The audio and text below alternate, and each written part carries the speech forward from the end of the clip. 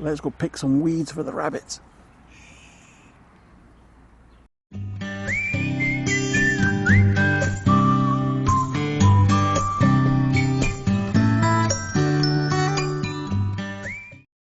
Hi guys, welcome back.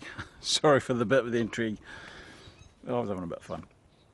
We're going to go and pick some greens for the rabbits. Now that the spring is well in force, my garden is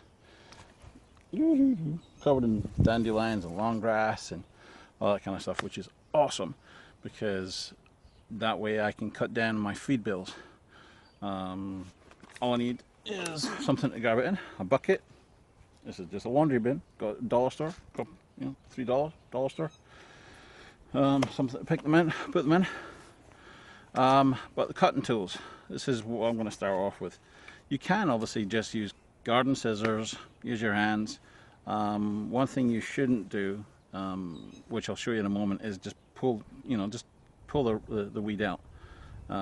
There's a good technique to obviously just getting it and twisting it so it breaks off.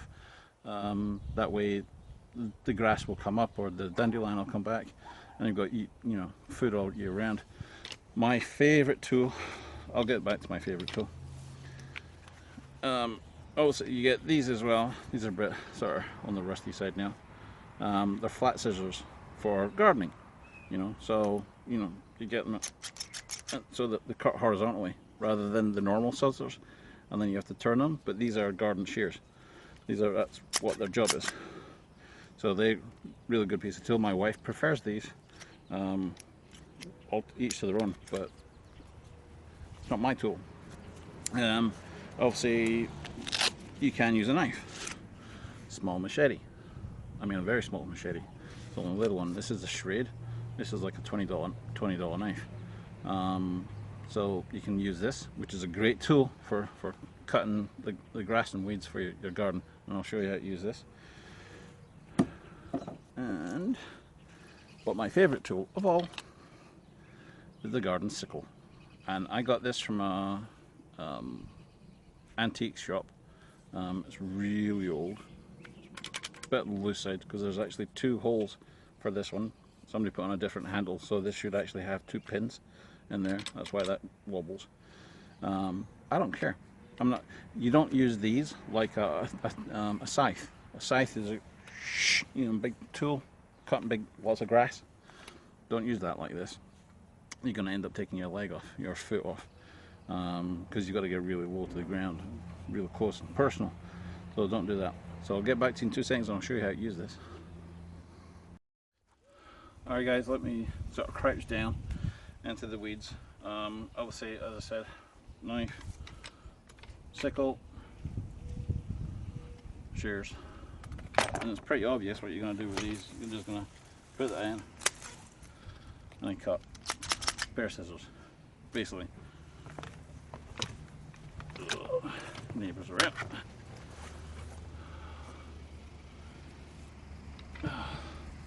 With both the machete and the sickle, both of which obviously go away from your body.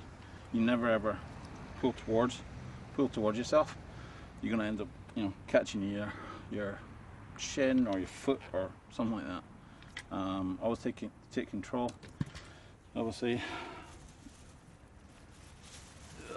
take a handful, down, pull. Cut easy. And same with the sickle. With the sickle,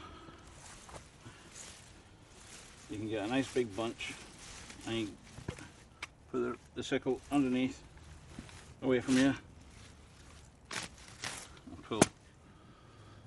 So that's easy. Nice big bunch, and you can just saw it back and forward.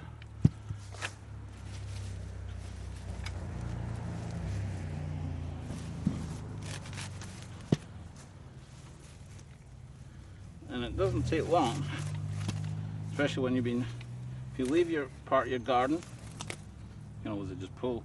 But this is what I'm talking about. When I just pulled, I took out some root. So you shouldn't do that.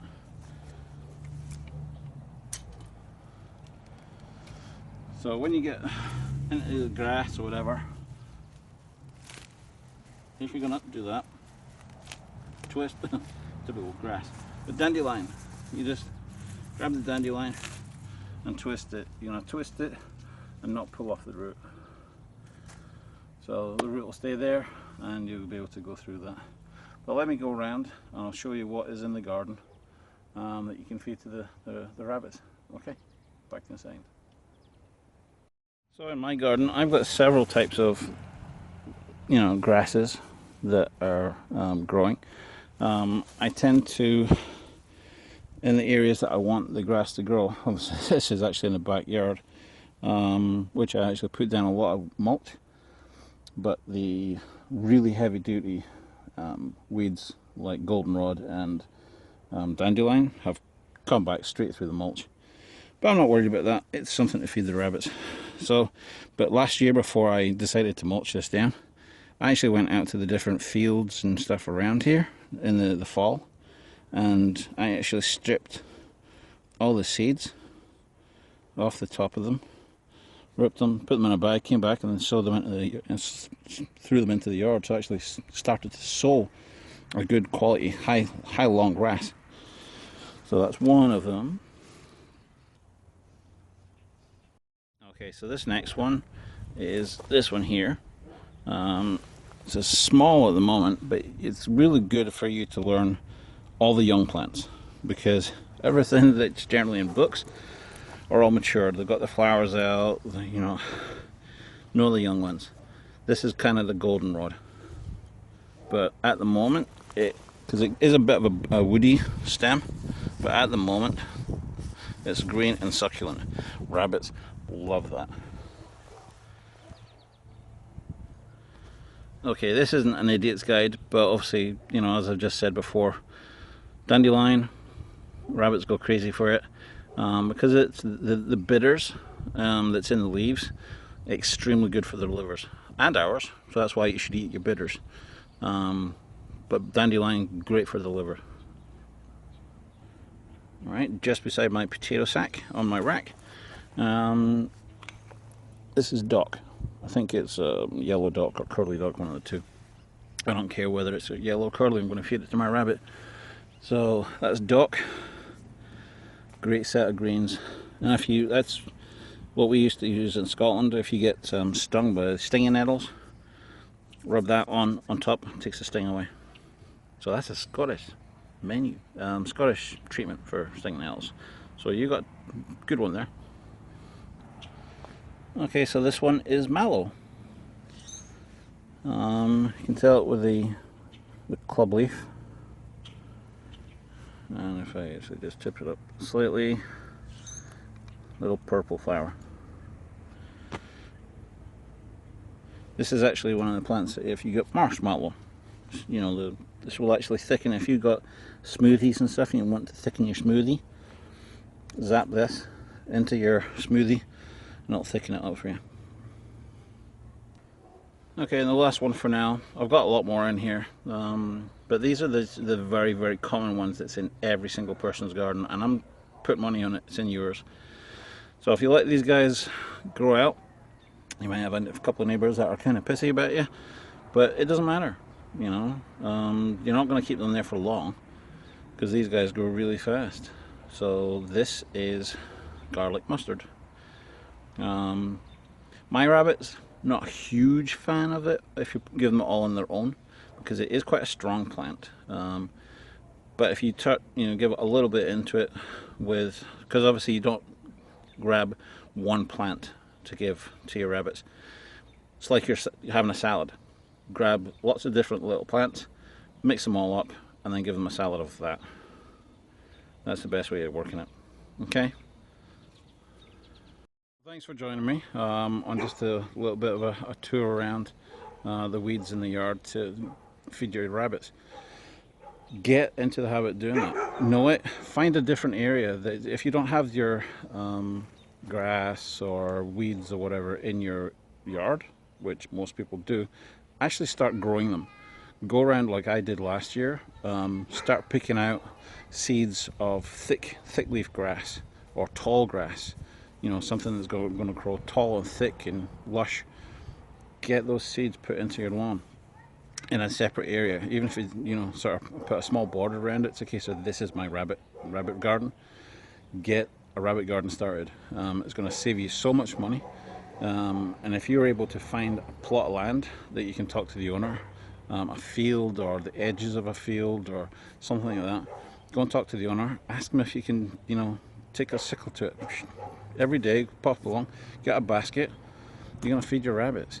You know, save that money. All it is time and energy into feeding your rabbits rather than your money. So your money is worth that time. That your time is worth that money, and it's better for them than feeding them pellets. You know, get them, as I said, you've got the bitters and the different chemicals and enzymes and all that kind of stuff in your grass that'll keep your rabbits healthy.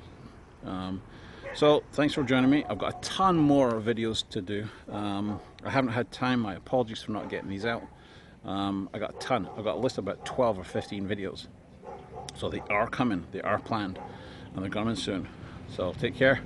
This is Eddie from Food for Thought. Gordon and I, glad that you're joining us. Comment below, like us, go to our website. We don't even have a website. Go to our Facebook, link is below this as well. So thanks very much, guys. Take care. Bye for now.